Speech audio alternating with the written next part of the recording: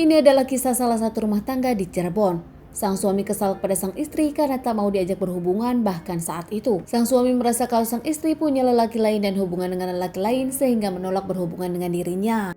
Kejadian ini terjadi di kota Cirebon, Jawa Barat, tanggal 10 Januari 2024. Desa Jatipura dikagetkan dengan berita yang cukup menggegerkan. Seorang warga menemukan jasad terbungkus kain tersangkut di sungai. Saat itu tersangkut dan tak bisa mengalir karena tumpukan sampah di sana. Para warga pun langsung mengevakuasi dan melaporkan kejadian ini kepada pihak yang berwajib. Tak lama pihak yang berwajib datang untuk menyelidiki kasus ini dan evakuasi korban.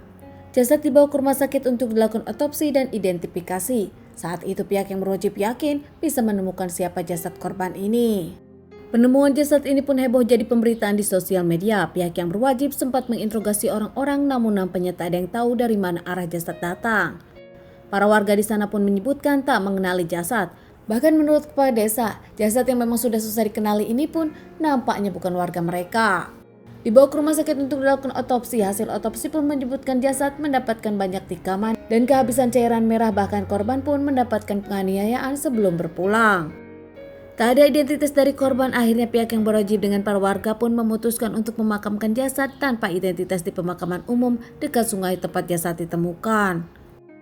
Setelah jasad dimakamkan beberapa hari kemudian, di tanggal 13 Januari 2024 Sabtu hari, Kepala Desa mendapatkan laporan dari seorang warga bernama Suradi yang mengaku dirinya kehilangan anak dan menantu.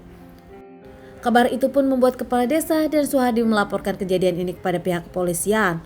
Suradi bahkan curiga jasad yang ditemukan adalah jasad anaknya.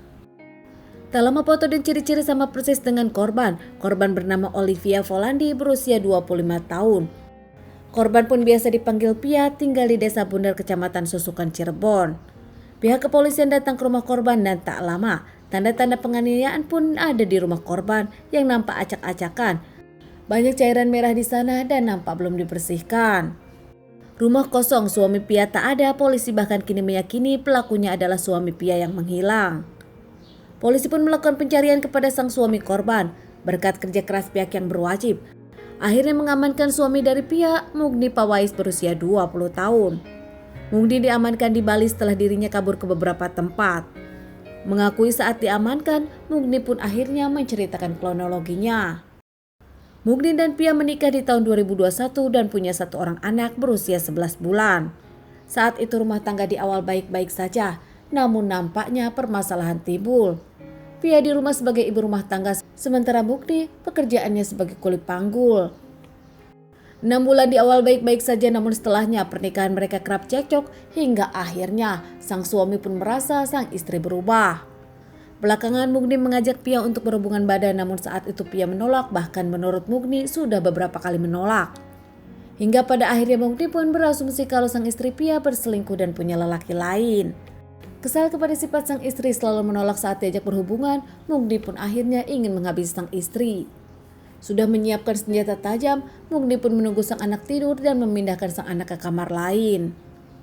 Usai memindahkan sang anak, Mugni melihat sang istri tengah tertidur sendirian. Tak menunggu waktu lama, Mugni pun menikam sang istri beberapa kali, bahkan dengan kejamnya hingga akhirnya sang istri tak bernyawa. Menutupi sang istri dengan kain kasut dan mengikatnya, langsung memberikan pemberat yaitu batu. Mugni pun membuang di salah satu sungai dekat rumahnya. Tak lama Mugni pun kembali ke rumahnya membawa sang anak dan menitipkan kepada mertuanya. Di sana Mugni sempat meminjam motor mertuanya yang tak lain adalah ayah dari Via, mengaku ingin ke warung. Namun ternyata kenyataannya Mugni kabur dengan menggunakan motor sang mertua. Meski ternyata kecemburuan tak beralasan, bahkan Via tak terbukti selingkuh. Mugni sendiri diamankan di Pulau Bali, dikembalikan ke Cirebon dan diadili.